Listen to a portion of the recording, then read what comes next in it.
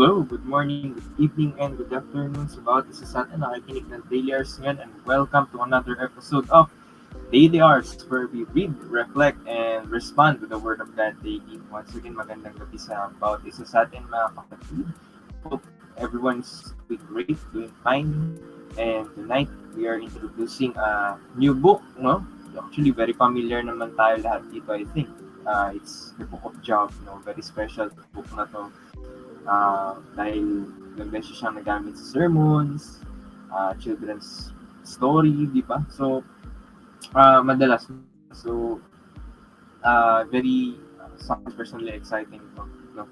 Kasi, I'm excited to share and to learn something new from you, mga ka-awesome na nakikinig sa atin ngayon. And again, welcome to Daily Hours, no? We'll start in a while sa pagbabasa natin. But ngayon, kamustahin ko muna yung mga kasama ko ngayon dito, ng mga co-host ko, si Jasper and si Ate Keisha. Good evening sa inyo. Hello po, hello. Ayan. So, hello po Ate Keisha, kamusta kayo? Ayun, hello ulit Josh and hi Jasper. So I'm doing well and thank God again for this evening, for another night for us to share the word of God. So yun, and I'm doing great. I'm doing fine, thank God. So I hope kayo din ganun. Yun naman.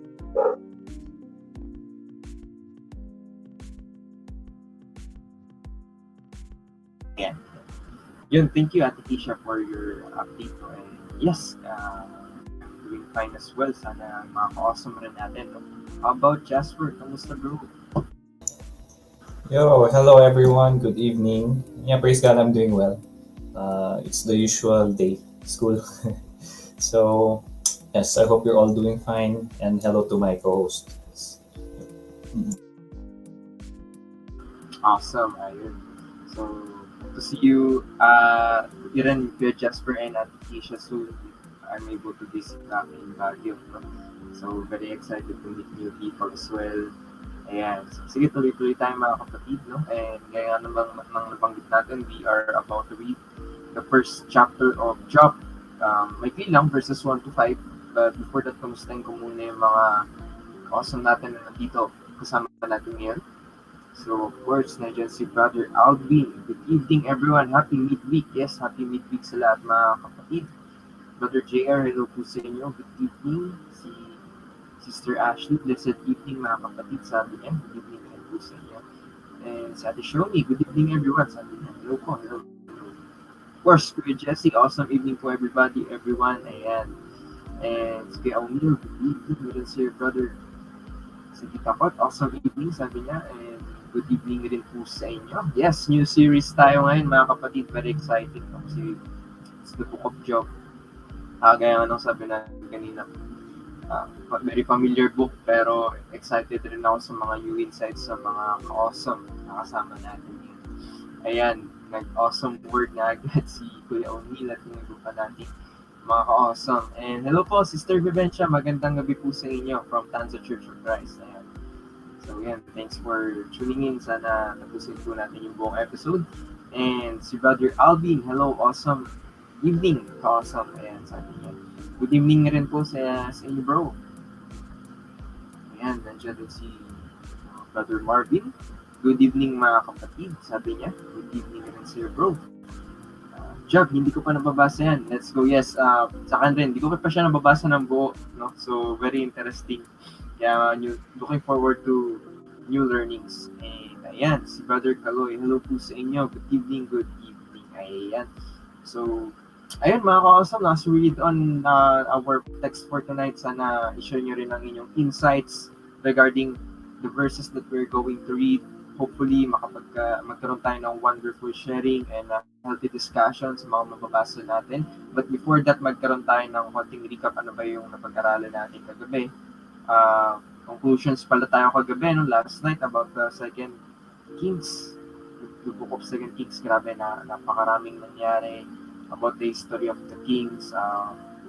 Nalulungs yung both Israel and Judah sa kanilang pagkalayo sa Panginoon, sa kasalanan, and once again, sila ay naparusahan hanggang sila ay na-exile kung saan-saan. So makikita natin dun yung wrath and justice of God when it comes to dealing with their sin. No? And marami ring na-share yung mga ka-awesome natin throughout the reading. So I would suggest na replay nyo po mga kapatid yung mga videos natin dun sa, or mga episodes natin rather sa page ng Awesome Believers Cross sa Facebook and of course sa YouTube as well. Siguro, share ko na lang yung overview ng Bible Project dito sa babasahin natin sa Book of Job as an introduction, no? So, ayan, sige, panoorin muna natin ito mga There are 3 books in the Bible known as the wisdom literature: Proverbs, Ecclesiastes, and Job. The first, Proverbs, showed us that God is wise and just. Yeah, we learned that God has ordered the world so that it's fair. The righteous are rewarded, the wicked are punished. In other words, you get what you deserve. But then we meet Ecclesiastes, who observes, people don't always get what they deserve. Yeah, he said the world isn't always fair, that life is unpredictable and hard to comprehend, just like smoke. And this makes you wonder, okay, well, is God wise and just? Exactly. And so it's that question that is being explored in the final book of wisdom, Job. All right, let's dive in. So Job begins with a strange story that takes place up in the heavens, which are described something like a heavenly command center. So God is there with these angelic creatures called the sons of God, and they're all there reporting for duty. And God points out this guy Job, his servant, showing how righteous and good he is. And then one of these angelic creatures approaches. He's referred to in Hebrew as the Satan. The Satan. Who is this? Well, this word is actually a title, which literally means the one who is opposed. So out of this whole crew, he is the one questioning how God is running the world. And he proposes that Job might not actually love God, that he's only a good person because God rewards him. If God were to take away all of the good things he gave to Job, then we would see his true colors. So he thinks Job is just working the system? That's exactly right. Maybe he's obeying just to get what he wants. So God agrees to this experiment and allows the Satan to inflict suffering on Job. And Job loses everyone and everything that he cares about. It is devastating. And remember, he deserves none of this. God himself said so. The remarkable thing is that in the midst of all this suffering, Job still praises God. At least for chapters 1 and 2.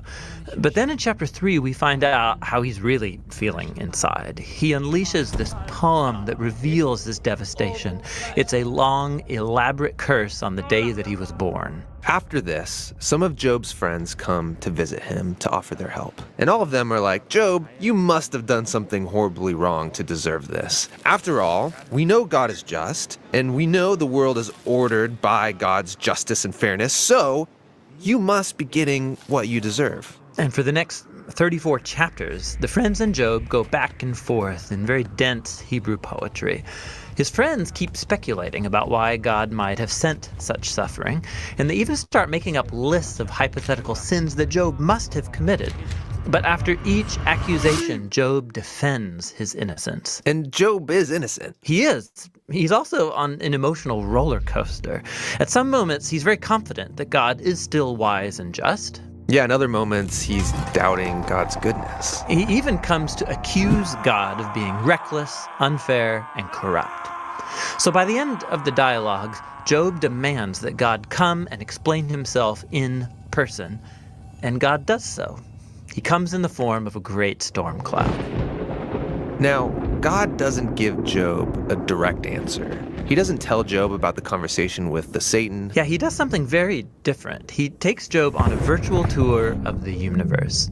He shows Job how grand the world is, and he asks him if he's even capable of running it or understanding it, just for a day. He shows Job how much detail there is in the world, things that we might see every day, but really don't understand at all. But God does. He knows it all intimately. He pays attention to the beauty and operations of the universe in ways that we haven't even imagined and in places that we will never see. Then to conclude, God shows Job two wondrous beasts and brags about how great they are. Yeah, they are dangerous. I mean, they would kill you without even thinking about it. And God says they're not evil. They're actually a part of his good world. And then that's it. That's God's whole defense. It's kind of weird. I mean, what was this all about? It seems to be this. From Job's point of view, it looks like God is not just. But God's perspective is infinitely bigger. He's dynamically interacting with a whole universe of complexity when he makes decisions. And this is what God calls his wisdom. So Job asking God to defend himself is actually kind of absurd. He couldn't comprehend this kind of complexity even if he wanted to. So where does this leave us? Well, it leaves Job in a place of humility. He never learned why he suffered, and yet he's able to live in peace and in the fear of the Lord. But that's not where the book ends, because after this, God restores to Job double everything he had lost. And this, again, is surprising. I mean, is this a reward? Is God saying, "Congratulations, Job, you passed this elaborate test"? No, I mean, the whole book just made the point that Job losing everything was not a punishment, and so now getting it back isn't a reward. So why does he get it back? Well, apparently, God, in his wisdom, decided to give Job a gift. We don't know why. But what we do know is that Job is now the kind of person who, no matter what comes, good or bad, he can trust God's wisdom. And that's the book of Job, and the end of our wisdom series. These biblical books of wisdom are amazing. Each one offers a unique perspective on the good life, and you need to hear all of them together as you learn to live with wisdom and in the fear of the Lord. Hey you guys, thank you for watching this video from the Bible. Okay, so ayun yung short introductory natin, no? 7 minutes, ngayon ko lang rin napanood yun. And it's about the story of Job. So ayun, medyo familiar na rin naman tayo lahat dito mga kapatid, pero there are some new details na rin as well sa akin. So basically, doon umiikot yung buhay ni Job, no? Wala siyang kasalanan basically, tapos there was Satan who inflicted something harsh sa kanya as a test, tapos ayun, nagkanda sira-sira yung buhay ni Job, and basically pumunta sa kanya yung mga kaibigan niya, then yung asawa niya kinotya din siya sa kanyang pananampalataya, sabi ng asawa niya, curse God and die. Pero naalala ko yung sinabi ni Job doon, hindi ko makalimutan sa Job chapter 2 verse 10, di ba? Shall we only take good from the Lord and not the bad? So, ayun, nakita natin sobrang relatable ng mga experience ng mga kapatid. I invite everyone to read with us tonight, to share their insights and thoughts, at magkaroon tayo ng wonderful discussion about our text for tonight. And once again, kamustahin ko lang yung mga nandito. No? Hello pala sa ating 22 viewers na nandiyan sa Facebook at nasa YouTube ngayon. Magandang gabi po sa inyo. Hope you would learn and improve our spiritual lives for this for our episode tonight. So, ayan, nandyan din si Brother Arnel. Awesome evening, sabi niya. And of course, si Ate Kat, hello po sa inyo. Good evening, good evening. And ayan, we shall ask Brother Jasper to read us our text for tonight. Wait lang, ayusin ko lang yung screen ko. Ayan. Sige bro, go ahead. Ready when you are. Okay, verse 1, book of Job, chapter 1, verse 1. There was a man in the land of Uz, whose name was Job, and that man was blameless, upright, fearing God and turning away from evil. 7 sons and 3 daughters were born to him. His possessions were 7,000 sheep, 3,000 camels, 500 yoke of oxen, 500 female donkeys, and very many servants. And that man was the greatest of all the men of the east. His sons used to go and hold a feast in the house of each one on his day. And they would send word and invite their 3 sisters to eat and drink with them. When the days of feasting had completed their cycle, Job would send word to them and consecrate them, getting up early in the morning and offering burnt offerings according to the number of them all. For Job said, "Perhaps my sons have sinned and cursed God in their hearts." Job did so continually. Okay, sige. So hanggang dyan muna yung reading natin for tonight. Thank you, Brother Jasper. No? So nagkaroon tayo ng konting overview kung ano ba yung pasimulang buhay ni Job. So basically, he's a very wealthy man. At some scholars say that ito ay even before the time of Abraham, no? Or somewhere in the time of Abraham, ganon. Pero the thing is, this is a part of human history, mga kapatid, na totoong nangyari ito, no? So, something that we must appreciate talaga when it comes to dealing with the story of the Bible. So, alalahanin natin na lahat to nangyari, lahat to totoo, at napakagandang pag-aralan ito kasi marami tayong mapupulot. So, basically, Job was a wise, wealthy man, and he's upright, fearing God, and turning away from evil. Napakaganda ng description sa kanya. So, ayun, tanungin ko muna si Ate Keisha, what are your initial insights about this, Ate Keisha? Go ahead po. Okay, so thank you once again, Josh, for that introduction for the book of Job. So correct, no? Nakakatuwa talaga this book kasi although it's not my first time to read it, pero syempre tagal na rin lang yung first. I was so amazed, and it's really nakakatuwa lang talaga as we go along with the book of Job. So as part of the introduction, Joshua already have said that yes, it is believed that the life of Job was before the life of Abraham, and then it was after the flood. Kasi there would be a verse with the friends of Job na they knew about the flood. So, ibig sabihin after the flood na to. And then, one thing also to note is the setting of the story. The setting of the story is in the land of Uz. And it is believed that it is in the borders of Edom or Arabia. So, and then, ang isa pa dito, dahil sa makikita natin why does Job have a lot of possessions and yung sheep. Kasi dito sa land of Uz, maraming pasture land. So, maraming pasture land. So, ibig sabihin, maayos at saka good for crops din. Yun. And then, another, usually pala, ang book of Job, iniisip natin na about suffering and pain. Kasi yung sa Bible Project kanina na video, di ba pinakita yung sufferings niya, yung inalis yung lahat-lahat sa kanya. So some say that it may be a book of suffering and pain, pero it's actually, the main theme is about theology. Bakit theology? Kasi di ba yung Book of Wisdom, it will explain if Job's experience will triumph over his theology, or will his theology triumph over his experience.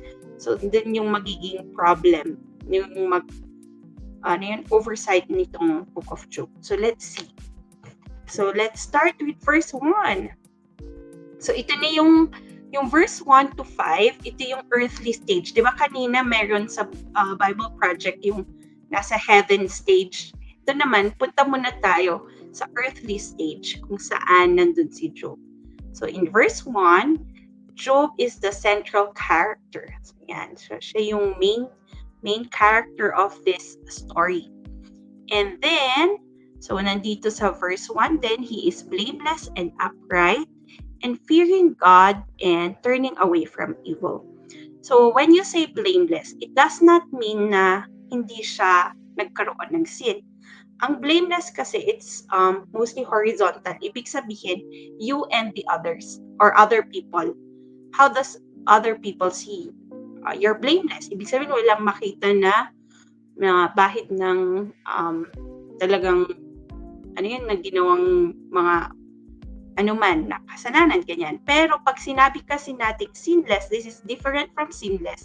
Kasi vertical lang approach. Bakit vertical? Kasi you and God. So, ibig sabihin, you may have sinned in the eyes of God, pero you may be blameless pa rin. Okay? So, sana kuha natin yon na ang blameless, hindi ibig sabihin na hindi siya nagkasala. Okay? hindi siya nagkaroon ng sin. So, yon. Kasi kasi ang sin is how God sees it. Yon. And then, verse 1 then, he feared God and turned away from evil. So, Job is like, some scholars said na they link him, or he is like Melchizedek kasi he is a true worshiper of God. And then, um, bakit naging true worshiper of God? Siguro ang isang reason bakit he knew God is because of the flood. After the flood na kasi yung life ni Job. So, doon. And because of that, wala pa siyang any knowledge of the laws kasi wala pa sila Abraham yan. Pero ang ginawa niya, he had already done offering. So nandun na yung general knowledge na if you're a true worshiper, you know what to do. Na you will not do evil, you will do offering, you will atone from sin. So nakakatuwa kasi kahit na wala pang laws dito, this time in his in his time, he still did what is right in the sight of God, which is very very amicable. Yan. And then with this naman, last my insight, sorry. So knowing this about Job, knowing this with verse 1, ano naman sa atin as true worshiper of Jesus Christ. So let us make every effort also to turn away from sin. Like what Job did, even though he does not have the laws yet, there's no scrolls and such, he still did what is right in the sight of God. So let's also do the same. I think that's it for my first insight. Back to you muna, Josh. Okay, thank you, Ate Keisha. No, and I totally agree dun sa mga sinabi mo, yung sinless does not equate to blameless, no? Uh, kapag sinless ka, for sure blameless ka, but if you are blameless, that doesn't mean na 100% sinless ka, no? Kasi katulad nga nung sinabi mo kanina, Job being blameless kasi he's a man, so for sure he have sinned, but that doesn't mean na yung mga tao ay may masasabi na, ay, ganito si Job, ganyan. So, yun yung characteristic ni Job. So, napaka-buti niyang tao. By the way, mga kapatid, no, ayan, nag-comment na pala ng awesome si Kuya Kaloy and Kuya Jesse. So, hindi ako nakapagtawag kanina. Pero anyway, thank you sa mga awesome comment niyo. So, ayan, sana may mga insights rin tayo mga kapatid. Anyway, as I was saying,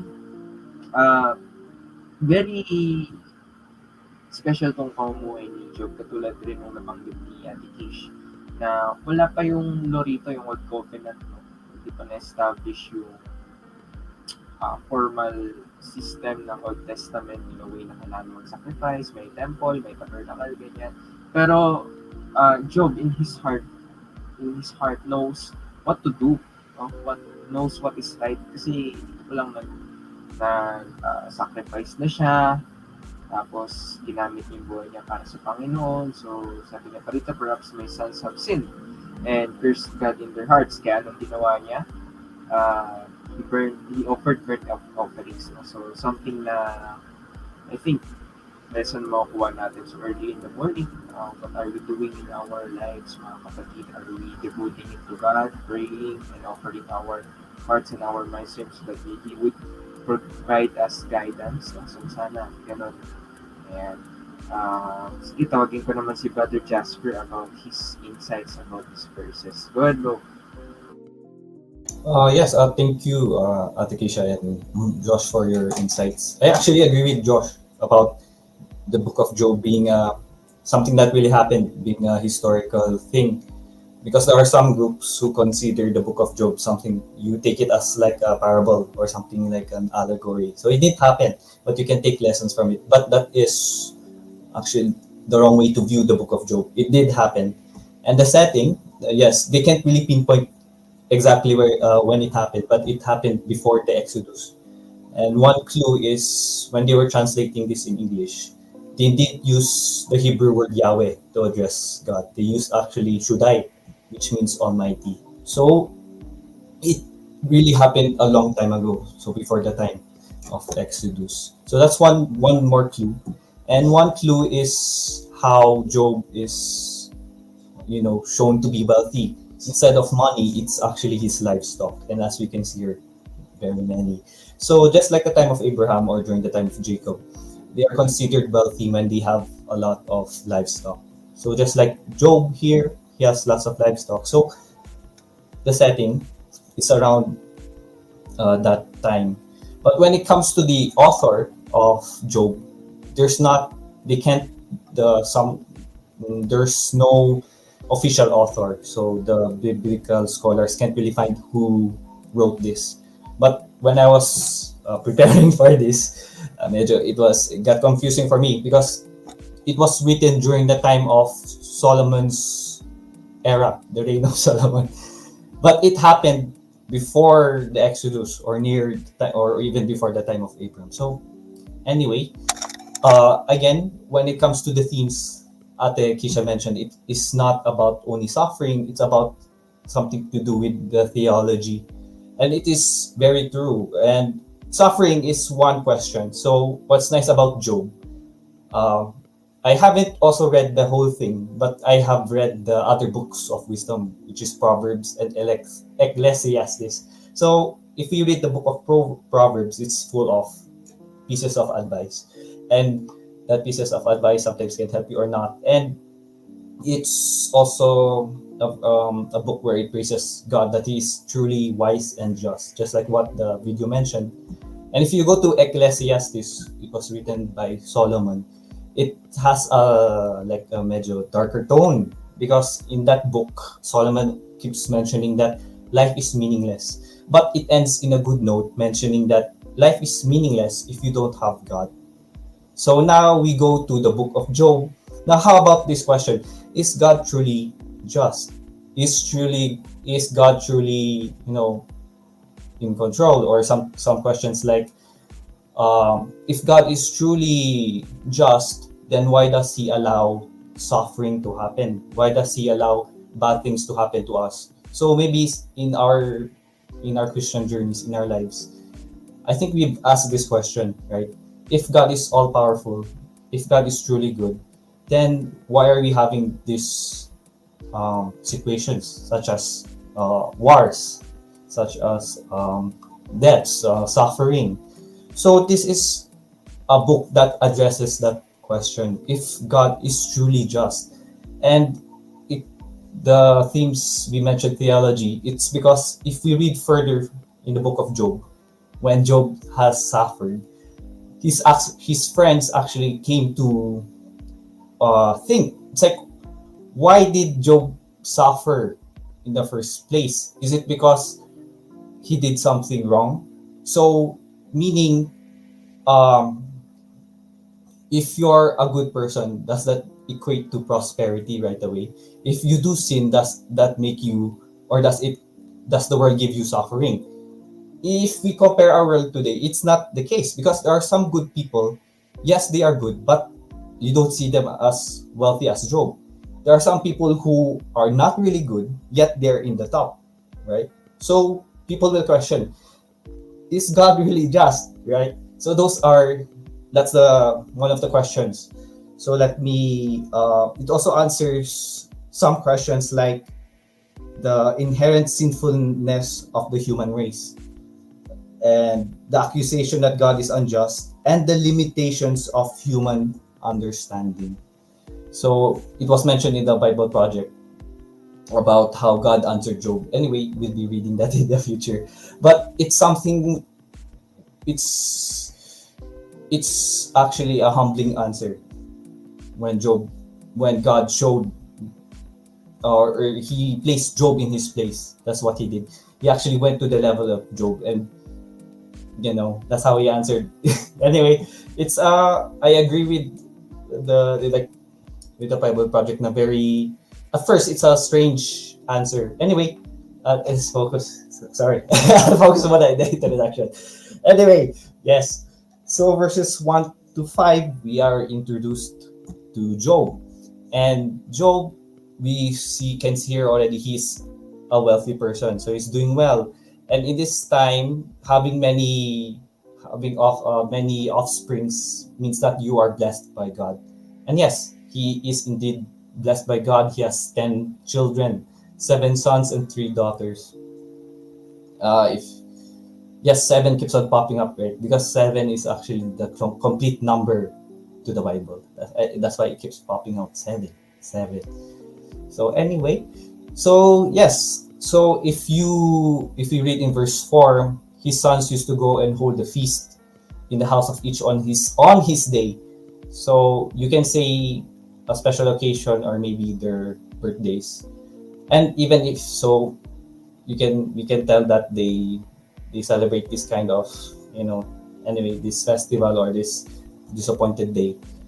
And Job will actually do he has a ritual. He will actually ask for forgiveness. So during this time, unlike us today, if we ask forgiveness, we simply just pray. Unlike during in the Old Testament, there must be a shedding of blood.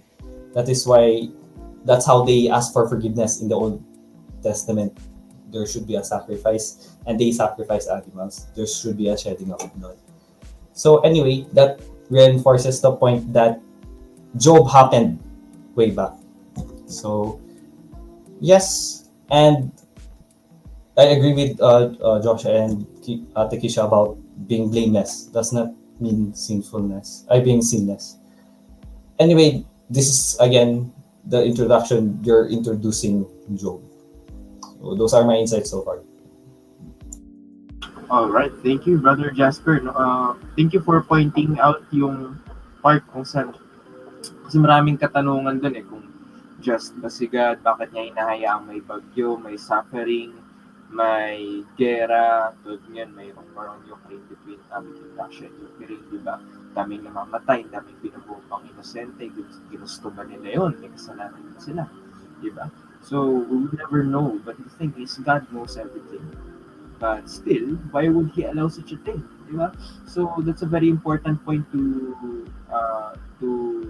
point out, no, Brother Jasper. So thank you for that. And kung meron kayong mga insights or sharing doon, mga kapatid, please do share in the comment box below. So babasahin natin yan at magkaroon tayo ng meaningful discussion. But I think for me, napaka-wise ng binigay ni Brother Jasper na answer. Additional lang, one of the things is, aside from God uses these things to test our faith. Diba nakasulat kasi yan sa James chapter 1 verses 2 to 4 na, diba, count it all joy, my brothers, when you fall into various trials. Meaning, that's one way of strengthening our faith. Pangalawa, si Satan yung nakikita natin later on sa story na suggest nitong not punishment. I don't want to use the word punishment kasi hindi naman siya punishment, di ba? But the thing is, it was inflicted by poverty, by severe loss, tapos matinding sakit. So, lahat na nakasamaan nandun sa kanya, complete opposite ng kabuhayan niya before. But the thing is, God would allow these things to happen for many, many reasons. And kaya nabanggit din doon na we cannot comprehend God in the fullness of his wisdom. But the thing is, the only thing is the first is to trust him and to show us that he is in control, and at the same time, katulad ng sabi ng kanina, lumapit lang tayo sa kanya, and after this testing, diba, we would see the light after the tunnel. Kung tama man yung statement. Anyway, ayun, thank you for your comments and insights, na Brother Jasper. And indeed, amen to what you have just said. So, ayun mga kapatid, again, I encourage everyone to share their insights. Napakaganda ng discussion natin yan about Job. So, ayun, sige, tanawin ko muna si Ate Keisha about her second set of insights about our topic for tonight. Go ahead po. Okay, thank you again, Joshua, and also for your first comment and sharing, Jasper. So to add on with verses 2 until 5, dito Job was emphasized to be the greatest of all the men of the East. So why, like Jasper have said, yung yung kanyang wealth and status. Kasi dito noon, in their culture, pag sinabing wealth is measured or their status is measured with the number of their ano yun, sa household. Nakikita natin na Job has 7 sons and 3 daughters. So, talagang malaki. Excuse me. And then with regards with his possessions naman, he has a lot of livestock. And yun, with the livestock, syempre magkakaroon ng many servants. Equate that to money as well.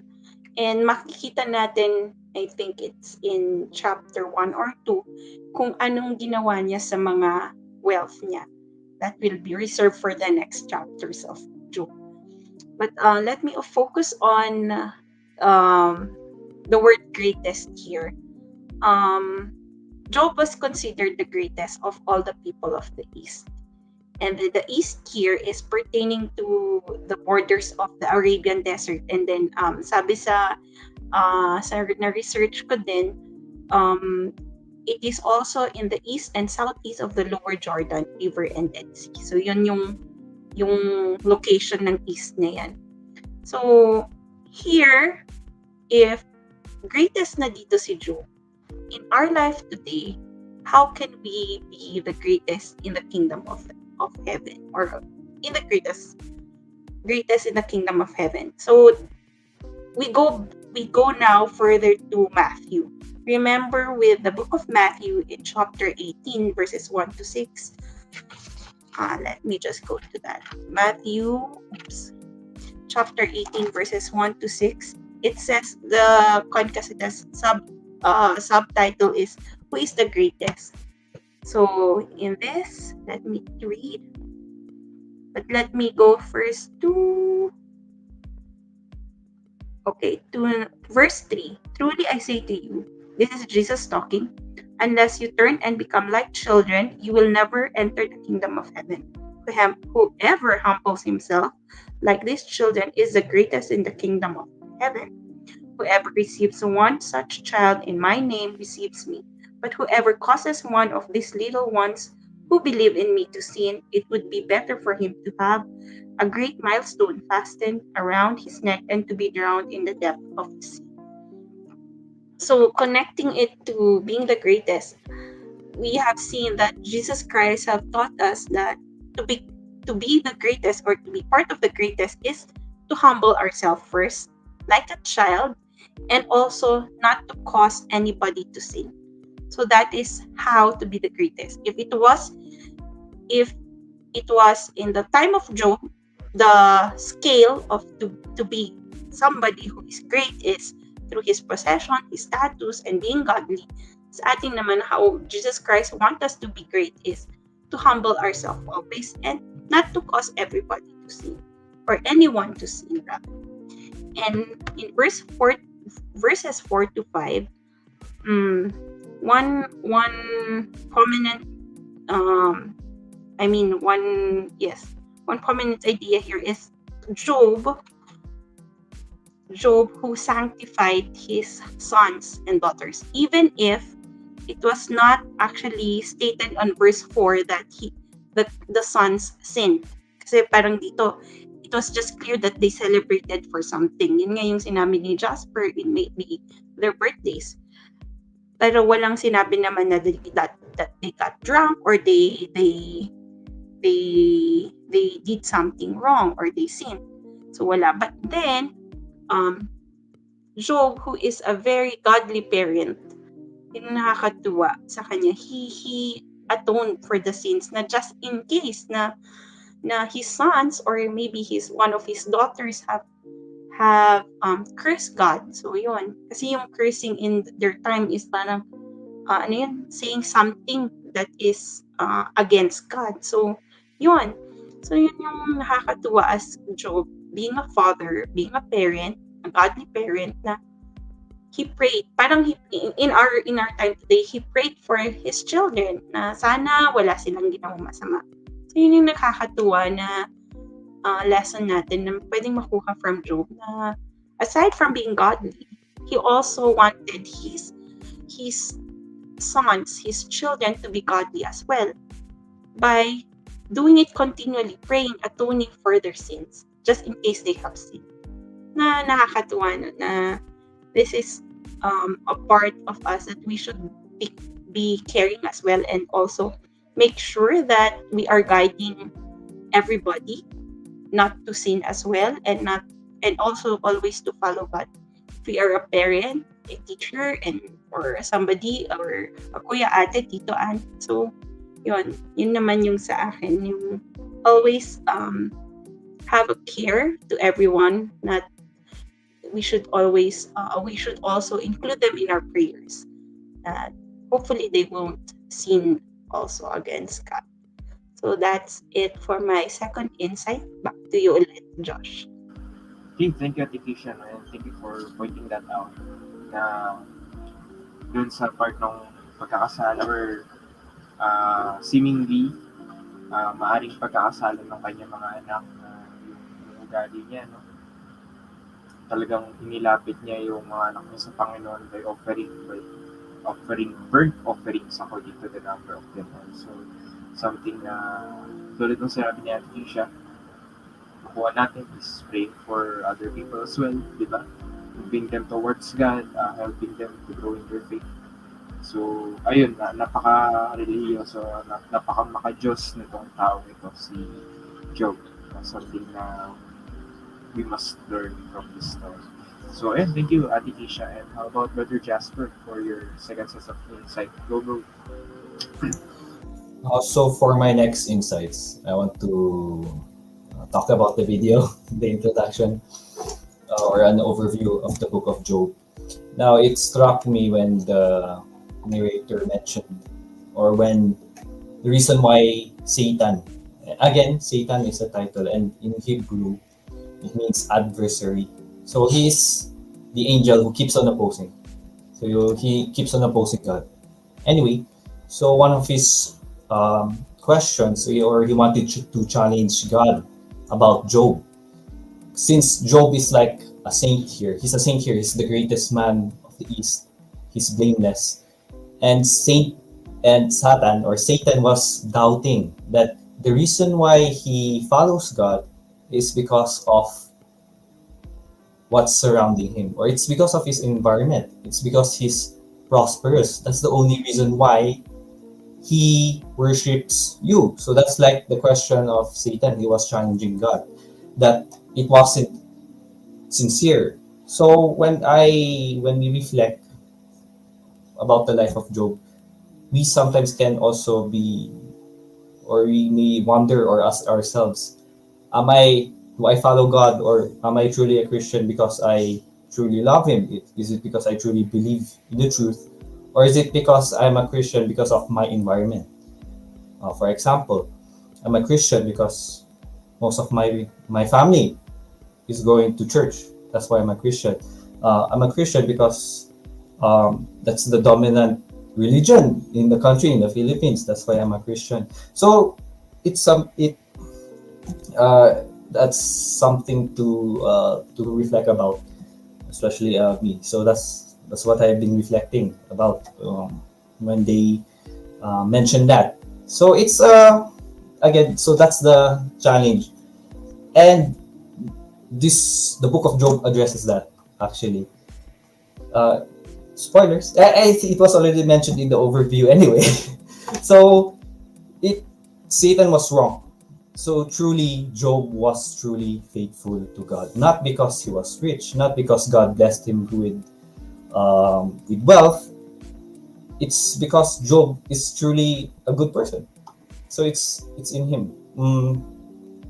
Because if we read further in the book of Job, again, I mentioned that his friends came and they wonder why it's happening to him. And that's why the main theme is theology, because some of the conclusions that the friends came up with is false, or it's bad theology. Some were saying that, like what I mentioned a while ago, if you're wealthy, it means you're good because God blesses your actions, so you're good.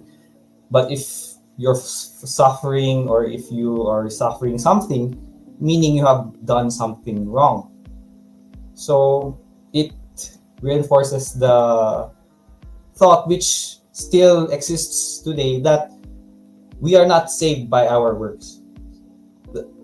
Because some groups believe that it is through our actions that we are saved. It's somewhat, but the main the main factor why we are saved is actually grace. And again, in the book of Job, God answers Job by showing that he is truly just and he is the sovereign. And it's actually because of God, he prospered in the end. God gave him a gift. Anyway, that is why I really, the book of Job actually answers a lot of my doubts before. And yes, it's a good read. And that's my, so far, my insights, my last insights.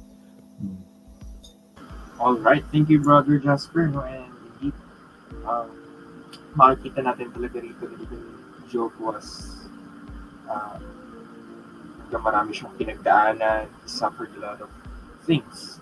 Na kung tutusin eh, hindi niya naman kasalanan. But though his friend said na, yan, kasi makasalanan kahit yung ginawa mo, pa rin siya nagpatingan. Though there was a time na nagkaroon siya ng breaking point eh, di ba? Sinisi niya na rin yung Diyos, pero at the end, nagbalik pa rin siya, and God gave him a double portion. So makikita natin na dami talagang learnings dito sa Book of Job, and makikita natin siya as something na relatable sa buhay natin bilang tao, di ba? So it's really worth reading talaga. So ayun, thank you, Brother Jasper, for sharing us your thoughts and insights. And ayan, mga kapatid, dadako na po tayo sa ating takeaways. No? So if you have any final thoughts, any conclusions, or anything na takeaway nyo dito sa reading natin, please go ahead and share dyan sa comment section below.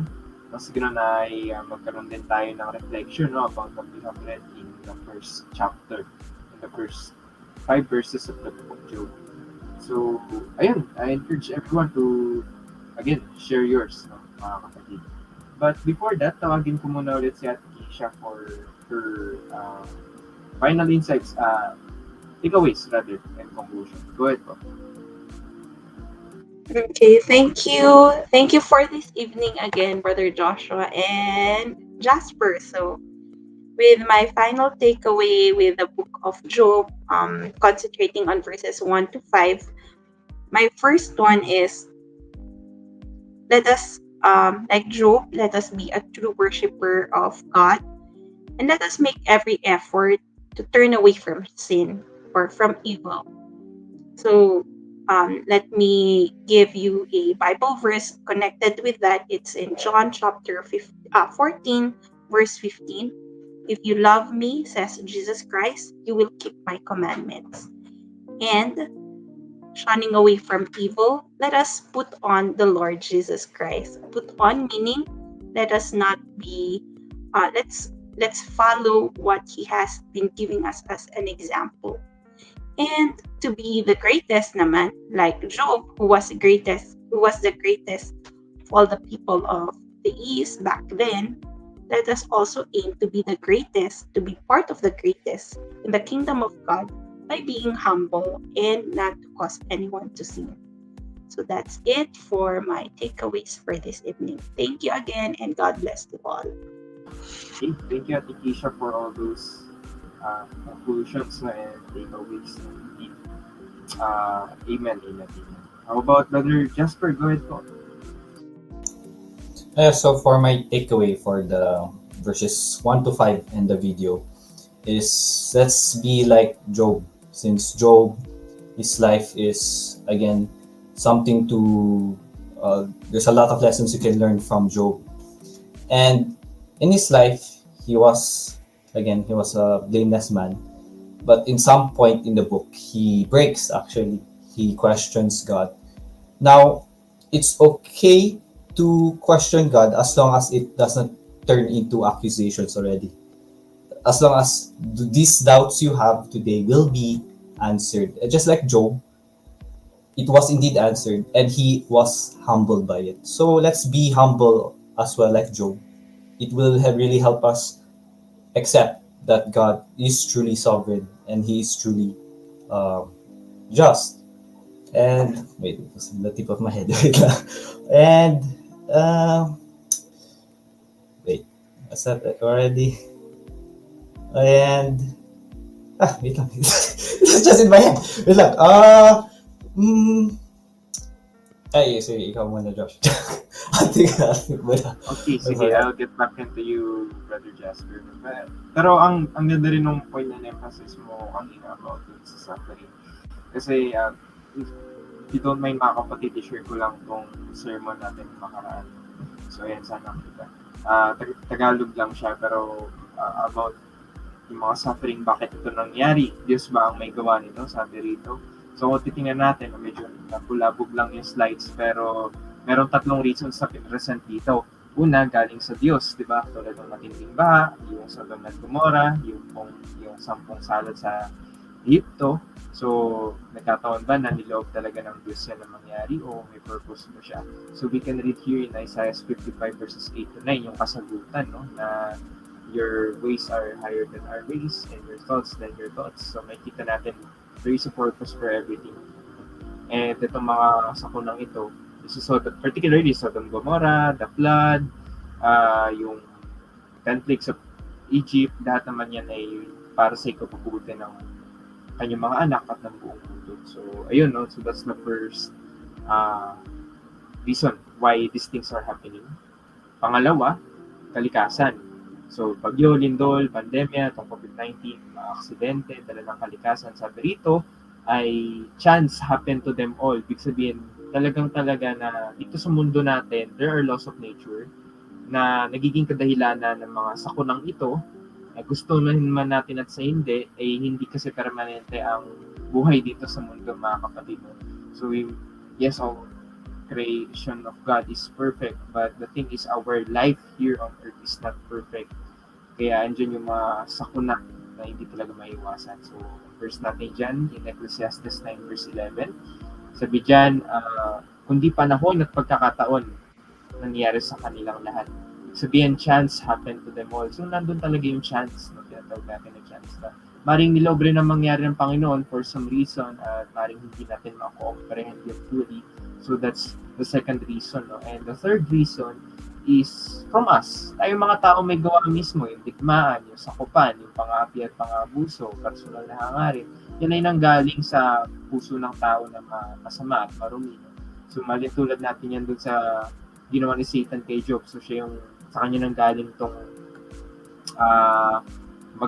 seemingly punishment kay Job na hindi niya naman talaga kasalanan. So, he was inflicted by it. And yung si Satan ang may kasalanan. Though, again, niloob yun ng Panginoon, again, for a reason. So, minsan tayo na rin yung may kagagawan kung bakit nasisira yung buhay natin. So, sabi nga dyan, ayan, kung may mali man nagawa yung tao, Panginoong Diyos ang bahala magbalik according to Romans 12:19. So, ayan, bakit ba hinahayaan ng Diyos ito mangyari? So, konting overview lang ulit. Sabi rito, upang hindi tayo maakit sa mundo. Diba? So, nandiyan yung verse sa Matthew 6:20-21. Kasi our life here, sabi nga natin, is not permanent. So, maakit ka sa mundo, gusto mo na yung mga material things, gusto mo na mabuhay ng matagal dito kasi malayo ka na sa Panginoon. Buhay, ito na yun, naging langit mo. Pero hindi nang design sa atin na para Panginoon. So that we would not be enticed by the world. And of course, upang tayo matuto na lumapit sa Kanya. So, para sa ikatitibay ng faith natin, and para sa ating mga Kristiyano, so syempre, pag may mga sakuna, paghirap sa buhay, it's our opportunity to help. Tumulong sa lahat, lalo na sa mga kapatid sa church. At manalangin, no? Para sa lahat. So, ayun, na-share ko lang tong slides na to kasi it answers most of the question, at least for me. Pero I don't know with yung mga kapatid, sana meron din kayong insights and sharing dyan. So please feel free to comment down below. But anyway, balik ko ulit, Sir Brother Jasper, if you have anything to share pa. Go ahead, bro. Hey, thank you, by the way, pala, for those slides. And also, Ate Kisha, for your takeaway. This is my last takeaway, that we should rely on God's wisdom and not man's, since man's wisdom and understanding is very limited. And that got highlighted in Job, in the book of Job. So, yes, that's my last takeaway. All right, thank you, Brother Jasper. And indeed, no, sa Panginoon lang talaga tayo umasa. And ayun, that concludes our reading for tonight, mga kapatid. That's Job chapter 1, verses 1 to 5. And mukhang walang nag-comment, tahimik ata kayo dyan, mga ka-awesome. Pero sige, okay lang, walang problema as long as you're here with us, you're learning, and sana mag-grow tayo spiritually, no, sa nabasa natin story for tonight. And ayun, maraming salamat sa mga co-host ko rito, si Jasper and si Ate Keisha. Maraming salamat for dedicating some of your time para dito sa ministry. Alam natin na very busy kayo sa work and sa school, but still you give an hour for God and for us to share your words and insights. Maraming salamat sa inyo. And of course, sa inyo mga ka-awesome na nakikinig sa atin yan with the 17 viewers. Sana bukas ulit, same time, same place, dito sa page ng Awesome Believers Cross, available sa Facebook and sa YouTube, 9 p.m. araw-araw yan. So once again, thank you mga kapatid. No? This concludes our episode for tonight. And sakaling may pahabol kayo dyan, sige, comment nyo lang po. Walang problema, nandiyan lang po sa ating comment section. But we hope and pray na ito yung nakatulong para sa ating spiritual. Again, lagi natin sinasabi rito, no? Let your light shine wherever you are, and let the beauty of Jesus be seen in you. Thank you so much, mga ka-awesome. Sana bukas ulit nandiyan kayo. Good night and God bless. Thank you. Don't forget to pray.